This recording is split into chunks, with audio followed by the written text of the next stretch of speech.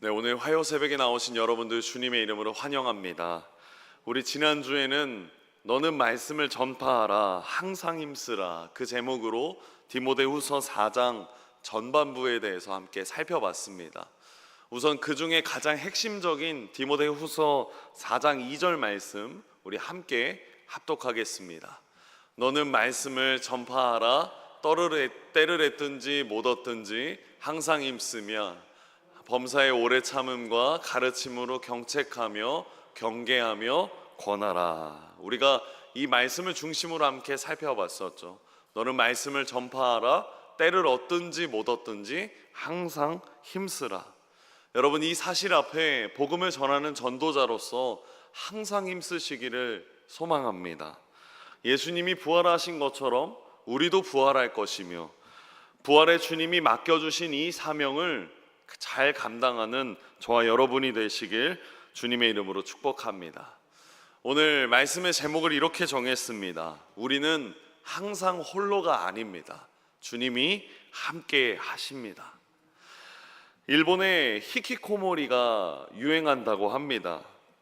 이 히키코모리가 무엇이냐면 방이나 집, 어떤 특정 공간에 있어서 나가지 못하거나 혹은 일부러 나가지 않는 사람을 말하는 것이죠.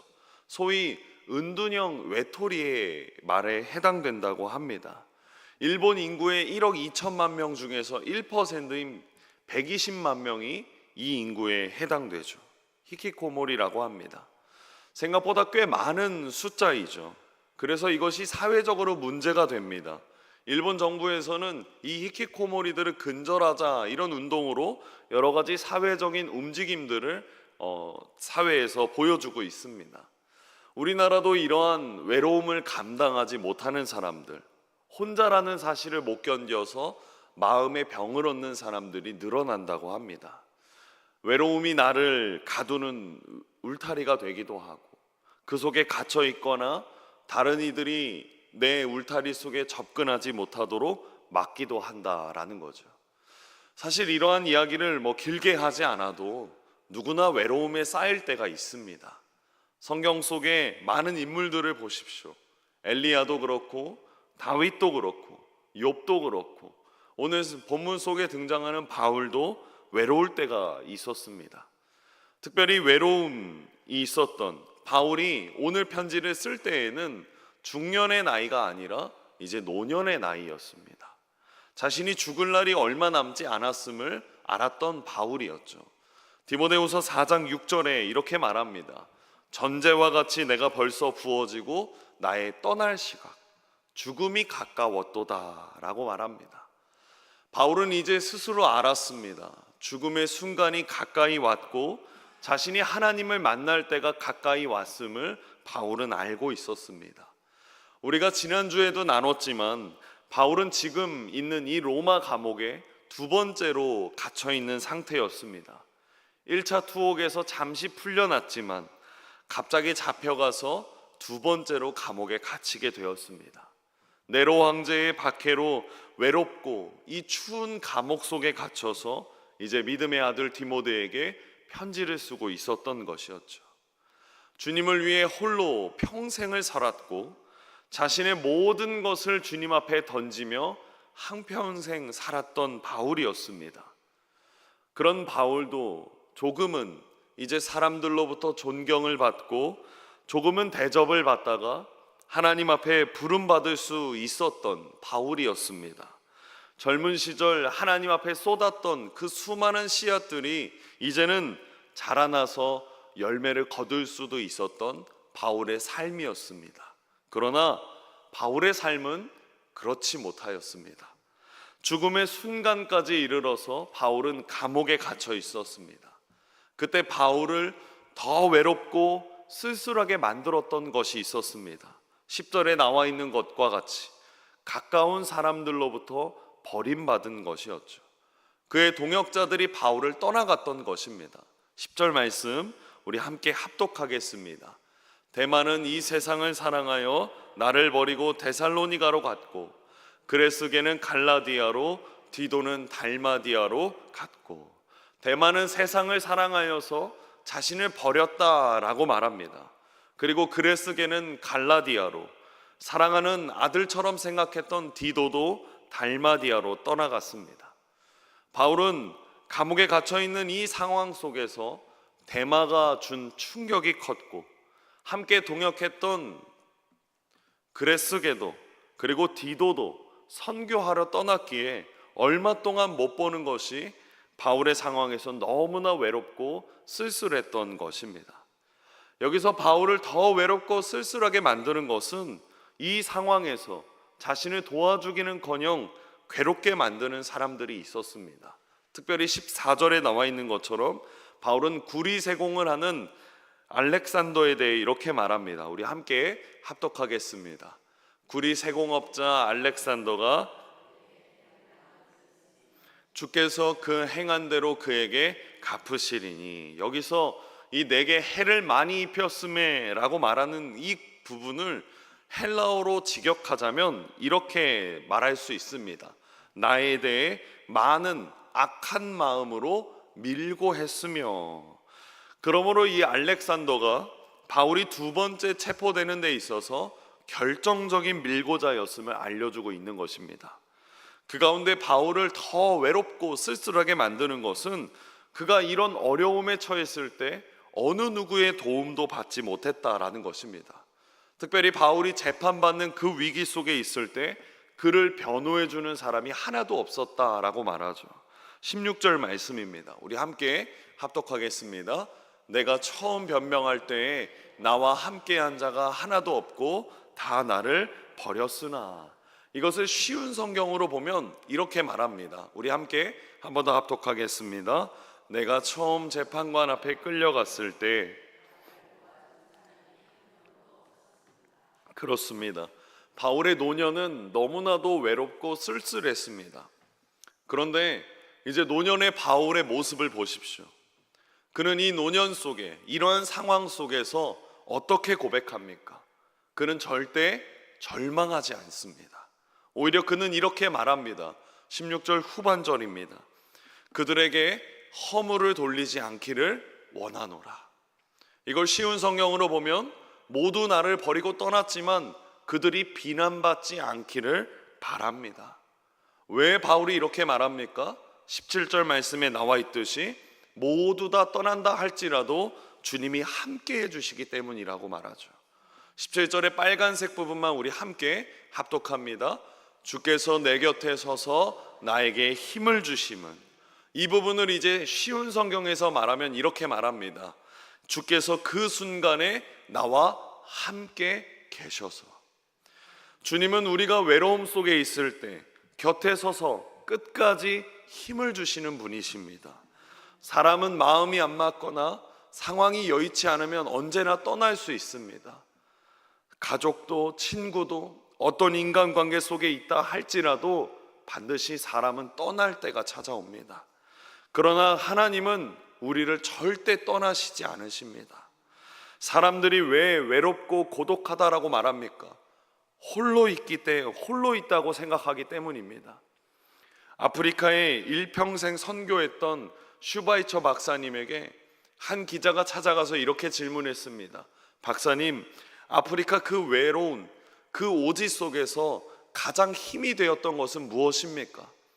그때 이 슈바이처 박사님이 이렇게 말했습니다. 내가 세상 끝날까지 너와 함께 하리라 라고 하신 주님의 말씀, 주님의 약속이 나에게 가장 큰 힘이 되었습니다. 여러분, 그리스도인은 절대 혼자가 아닙니다. 사람은 혼자다, 혼자서 해야 된다. 세상은 우리 보고 그렇게 생각하기를 원하고 그렇게 가르칩니다. 그러나 그리스도인은 절대 혼자가 아닙니다. 심지어 죽음의 순간까지 온다 할지라도 절대 혼자가 아닙니다. 주님이 항상 함께 하시기 때문이죠.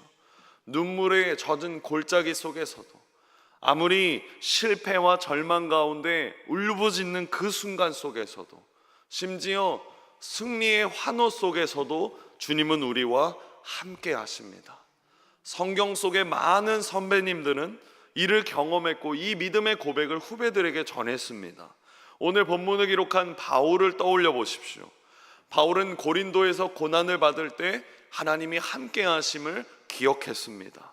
바울이 공회에 잡혀가서 죽음의 위기에 처했을 때에도 함께 하심을 전파했습니다. 유라굴로 광풍 속에서 파선의 위험을 당할 때에도 하나님이 함께 하심을 누렸습니다. 구약에서는 어떤 고백이 있습니까? 엘리야 선지자가 홀로 있다고 생각했을 때 하나님은 까마귀를 보내셨습니다. 그리고 하나님이 함께 하신다라는 고백을 직접 말씀하셨습니다.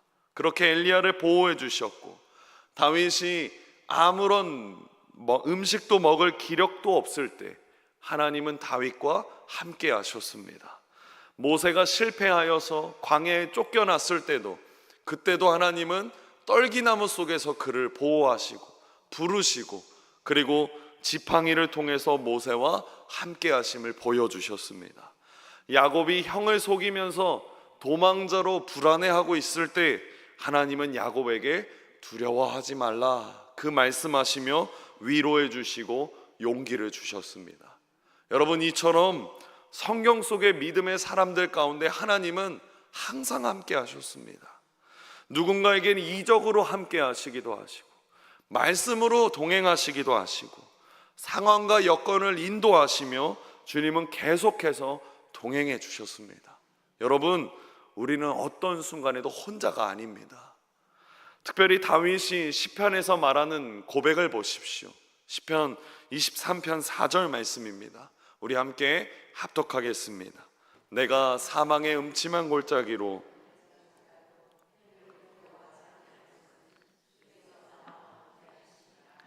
주의 지팡이와 막대기가 나를 안위하시나이다. 아멘. 주께서 나와 함께 하십니다. 인생을 살아가면서 나 홀로 있다, 나 홀로 남았다, 그렇게 생각하시는 분이 계십니까? 가정에서 배우자도 자식도 혹은 부모도 나의 외로움을 몰라준다라고 생각하시는 분이 계십니까? 나만 홀로 외롭게 신앙생활한다라고 생각하시는 분이 계십니까? 절대 아닙니다. 하나님은 언제나 우리와 함께 하십니다. 바울과 함께 하시는 하나님, 다윗과 함께 하시는 하나님, 많은 믿음의 선배님들과 함께 하신 하나님이 오늘날도 동일하게 우리와 함께 하십니다. 이것이 우리에게 얼마나 커다란 복이며 얼마나 커다란 희망입니까? 내가 걷고 있는 이 길이 아무리 외롭고 힘들다 할지라도, 오늘의 방황이 아무리 힘들다 할지라도, 어렵다 할지라도, 오늘의 좌절이 아무리 눈물겹다 할지라도 하나님만 떠나시지 않으신다면 우리는 무엇이 두려워하겠습니까? 주님이 우리에게 이렇게 약속하셨습니다. 마태복음 28장 20절 말씀입니다. 내가 너희에게 분부한 모든 것을 가르쳐 지키게 하라. 볼지어다 내가 세상 끝날까지 너희와 항상 함께 있으리라 하시니라. 여러분, 하나님은 우리를 언제나 돌보시고 계십니다. 하나님은 여전히 우리와 함께 하시고 앞에서 당겨주시고 뒤에서 밀어주시며 우리를 이 자리까지 이끄십니다.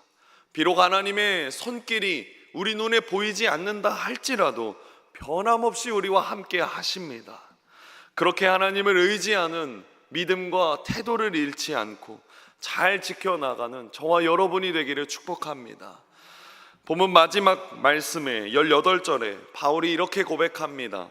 주께서 나를 모든 악한 일에서 건져내시고 또 그의 천국에 들어가도록 구원하시리니 그에게 영광이 세세 무궁토록 있을지어다. 아멘. 여러분, 누군가가 우리를 지켜보고 있다면 기분이 어떻겠습니까? 굉장히 부담스럽거나 대부분이 불편한 마음이 들 수도 있습니다. 그러나 나를 지켜보는 그 사람이, 그분이 나를 응원해 주시는 분이시고 늘 나의 부족한 것을 채워주시는 분이시고 내가 어려울 때 이겨내도록 지혜와 능력을 부어주시고 내가 잘못된 길로 가면 나로 하여금 잘못을 깨닫게 하시고 다시 올바른 길로 갈 수 있도록 용기를 주시는 분이, 그분이 지켜보신다라면 여러분, 그 사실이 나에게 얼마나 든든하겠습니까? 사랑하는 여러분, 하나님을 신뢰하십시오. 하나님을 믿으십시오. 하나님이 나와 함께 하심을 항상 잊지 마십시오. 이 믿음이 생길 때 어려움 속에서도 만족할 수 있습니다. 억울한 일을 당할 때도 하나님께 믿고 맡길 수 있습니다. 사람의 보상을 생각하지 않고 온전히 하나님만 바라볼 수 있습니다. 이것이 성숙한 그리스도인의 태도입니다. 만약 내 양심의 교만함이 깨달아지고 회개하고 올바른 길로 돌아설 수 있는 순간들이 있다면 그 또한도 하나님이 나와 함께 하시는 증거입니다. 그렇기 때문에 여러분, 내 삶 구석구석에서 하나님을 발견하시길 소망합니다. 오늘 바울의 고백처럼 하나님이 언제나 나와 함께 하신다, 하나님이 함께 하심을 기억하시기를 소망합니다. 말씀을 맺겠습니다.